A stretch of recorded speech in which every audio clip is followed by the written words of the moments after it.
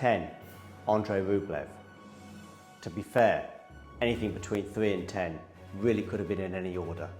In fact, there may be 1 or 2 that aren't even in my top 10, who you could also argue could be as high as 3 or 4. However, I've gone for last year's quarter-finalist in at number 10. Would I be surprised if he made the quarters? Again, we know his quarter-final roof, at least until now. No. Would I be surprised if he goes beyond the quarter-finals? Yes. He's having a good year, won the title in Monte Carlo, but has he done a huge amount on the hard courts thus far in the North American hard court swing? Has he shown us anything that suggests he can beat Djokovic or Alcaraz if he was to meet them, for example, in the quarterfinals? No. Number 9, Frances Tiafoe. Last year's semi-finalist, winning on grass in Stuttgart, but not necessarily going as far as he would have liked at Wimbledon. Washington, Canada, and Cincinnati hasn't shown us anything from Frances to suggest he's going to repeat last year's performance. Prove me wrong, Frances. Stefanos Tsitsipas comes in at number 8.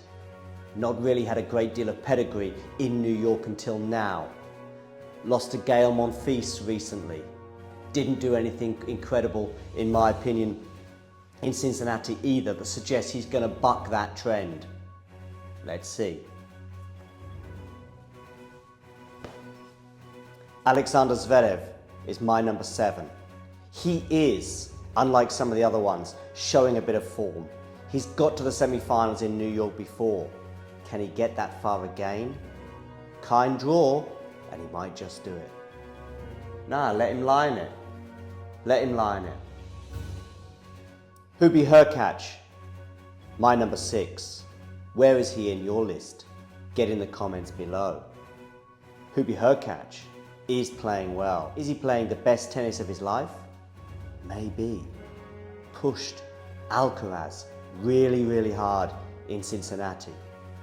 Can he repeat those heroics in New York? Watch this space.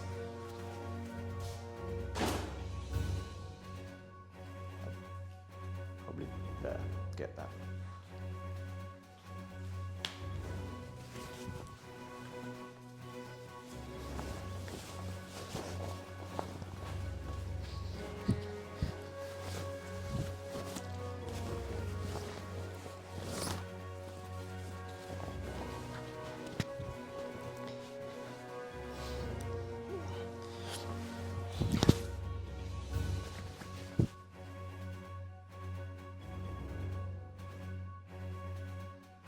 Can I remember who number 5 is?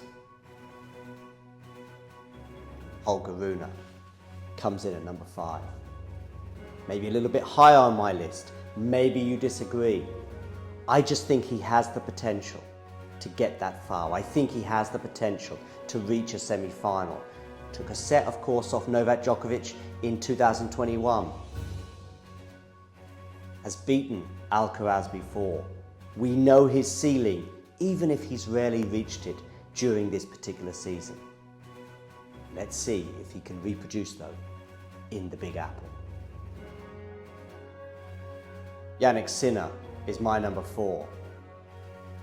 He can go toe-to-toe with Carlos Alcaraz. If he's on that side of the draw, I fancy him to reach the semi-finals. Novak Djokovic, though, on the other hand, may be a bit of a trickier encounter.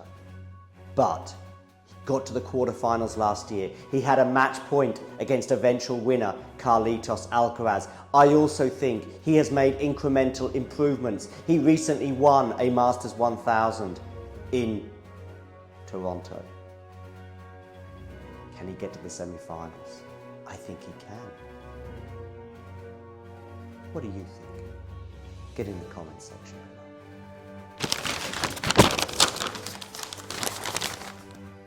Oh, my number 3? It's got to be Daniel Medvedev, a former US Open winner, a hard court specialist, an Australian Open finalist, rediscovering some of his best form in the earlier part of the season on the hard courts. Probably gone off the boil slightly since then, but surely he has to be number 3. What do you think? Is he number 3 on your power rankings?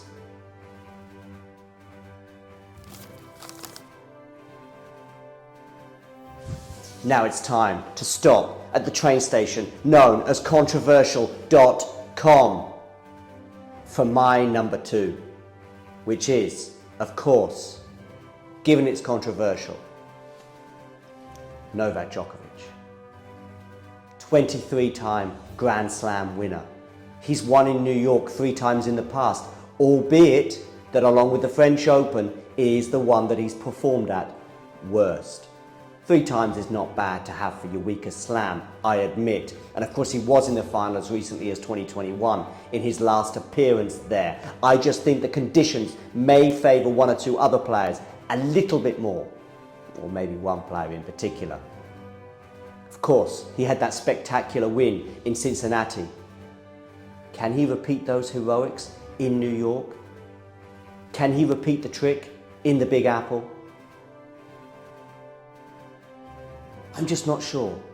I just think he might be vulnerable. It would be interesting to see where Daniel Medvedev falls on the draw. If he falls in Novak's half, questions. Interesting. Let's see. Novak, I'm sure your fans have something to say about this. Get in the comment section below.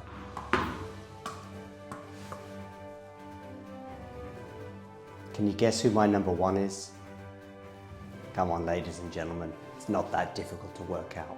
My number 1 in my power rankings for the US Open 2023 is Carlos Alcaraz, aiming to be the first person to defend the US Open men's singles title since Roger Federer did so in 2008. It would be a remarkable feat, but he is tearing up the record books, and I think the conditions in New York will favour him. He has the experience now of having been there, seen it, and worn the t-shirt. I expect Carlos Alcaraz to prevail once again. Let me know whether you agree or disagree.